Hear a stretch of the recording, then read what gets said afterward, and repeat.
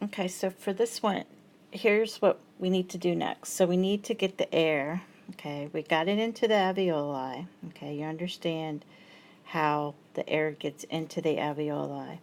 Okay, now we have to understand how it gets to the blood. Okay, so how does it cross into the blood and how is it carried in the blood? Okay, so this is the part where it gets a little tricky. So air. So we got to talk about what air is made up of. So you have to remember that air is not straight oxygen. It's a combination of nitrogen, oxygen, water vapor, and carbon dioxide. Okay, so it's got all those things in it. Okay, so it's a mixture of gases. Okay, now each gas contributes some pressure to the overall pressure of the air. Okay, now we mentioned this before, but at sea level, the pressure of the air is 1 atmosphere. Okay, and 1 atmosphere equals 760 millimeters of mercury.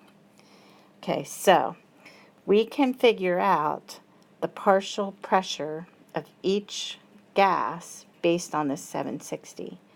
Okay, so nitrogen is 78.6% of the gas in the atmosphere. So its partial pressure is 78.6 times 760 millimeters of mercury. So we get that the partial pressure of nitrogen gas is 597 millimeters of mercury. Okay, and they symbolize partial pressure with this P in front of the gas. Okay, now you don't have to calculate it. I just want you to see where it's coming from. So the partial pressure of oxygen is 159, partial pressure of water vapor is 3.7, and the partial pressure of carbon dioxide is 0.3. Okay, so these are the gases that make up air. Okay, so now if you sum all those numbers up, right, you're going to get 760. So you get the pressure at sea level. Okay, now here's another gas law. Okay, so Dalton's law says that the total pressure in a mixture of gases is equal to the sum of the individual partial pressures. So basically this. Okay, and you don't have to memorize Dalton. If you take chemistry, you will, but you don't have to memorize Dalton. Okay, now, what's in our lungs is a little bit different because we have more water in our lungs. Okay, so what's in our lungs, it's humidified. Okay, so some of the gases, exchange gases with blood, it mixes with the air that's in there. So the air that's actually in our lungs, which we're going to call it alveolar air, the partial pressure, so nitrogen's 569. We don't use nitrogen for anything, so we don't have to worry about it. Okay, oxygen is 104, water's 47, and carbon dioxide is 40. The two that we're going to be worried about are carbon dioxide and oxygen. That's all we really care about. Those are the big ones for us. Okay, now, we've talked about this before. Okay, so there is going to be, okay, so if I have my blue water going along, line in the alveoli. Okay, so that's alveoli, and it's got water in it. Okay, gases are going to diffuse down their concentration gradients, so we talked about that. So they move just like anything else. Okay, and you can think about a smell. So like if you smell cologne or something like that, the smell is going to diffuse down its concentration gradient. Okay, now Henry's law states that the amount of gas that dissolves in water is determined by how well it dissolves in water, its solubility in water, and its partial pressure in air. Okay, so it turns out that carbon dioxide is really, really soluble in water. Okay, so it's 20 times as soluble as oxygen. But oxygen in the air has a higher concentration gradient.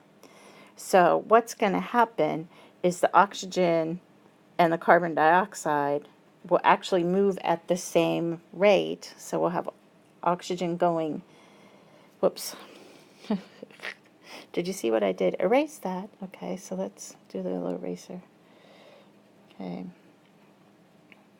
So we'll have oxygen, right, going into the blood vessel. Okay, so into the capillary. Okay, and we're going to have carbon dioxide going out. Okay, and because of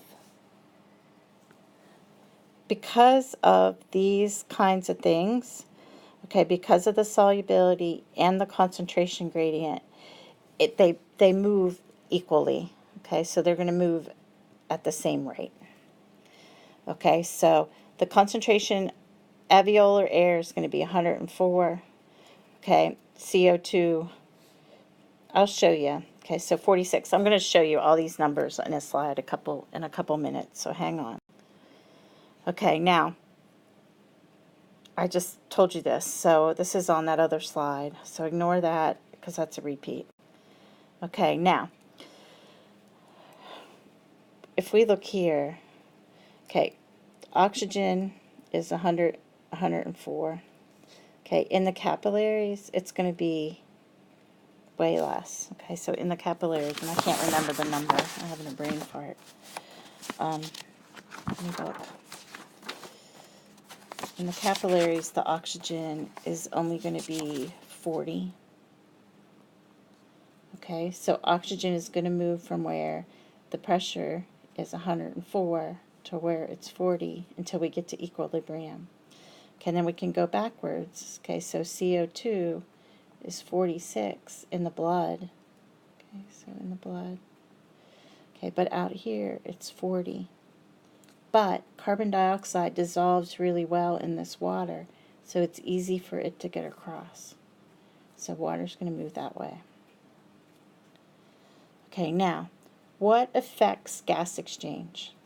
Okay, the respiratory membrane, okay, this membrane has to be really, really thin. Okay, if there's something in there, like if somebody has pneumonia and this is full of fluid, that's going to slow the gas exchange down. Okay, now the membrane surface area matters. So that's how many alveoli you have. Okay, so if something happens and you're missing alveoli, so say you have a tumor and it takes out a bunch of alveoli, that's going to affect your gas exchange. Okay, now the last thing is ventilation perfusion coupling. And our lungs are kind of interesting because what happens is where we have good ventilation, okay, where there's lots of oxygen, we send lots of blood. And the opposite is true. So if the tissue's dying, we don't send blood there. So that's ventilation perfusion coupling. Okay, so here's what I was just trying to show you. I hope you can see it. Okay, so pulmonary circulation, systemic circulation. So we're trying to get you to see, okay, part of it's going to happen in your lungs, right? That's where we're going to pick up oxygen, drop off CO2, okay, exhale CO2, and then down here in the tissue, okay, we're going to be taking oxygen, so we'll be picking up oxygen, picking up carbon dioxide in the blood and dropping off oxygen to the tissue. Okay, so here's the numbers. Okay, so PO2 in the lungs is 104. PO2 in the blood is only 40. So that means that the oxygen's going to go this way. Okay, carbon dioxide in the blood is 45, but in the lungs it's only 40. So that means carbon dioxide is going to go that way. Okay, then the blood's going to get to the tissue. Okay, at the tissue what you're going to find, okay, if the tissue's active, carbon dioxide will be about 45. Okay, but what it is over here is only 40. Okay, so carbon dioxide is going to go into the blood. Oxygen goes from 95, and this is 40, so it's going to go this way. Okay. Right, now here's some diseases that affect gas exchange. Okay, so normal, if you cut through alveoli, it looks like this. So lots of surface area. Okay, now, if somebody gets pneumonia, you get fluid buildup in there. Okay, so membrane thickness, so we're going to have less oxygen going in, and we're going to have more oxygen staying, more carbon dioxide staying in. Okay, so you can't get rid of the carbon dioxide. Okay, now emphysema, okay, what happens with it is the alveoli, instead of being a whole bunch of little grapes, what happens is the cells break down, and they call them confluent alveoli. So you're losing surface area. Okay, so that's going to reduce the amount of oxygen you can get into your blood, and it'll increase the amount of CO2 that stays in your blood. Okay.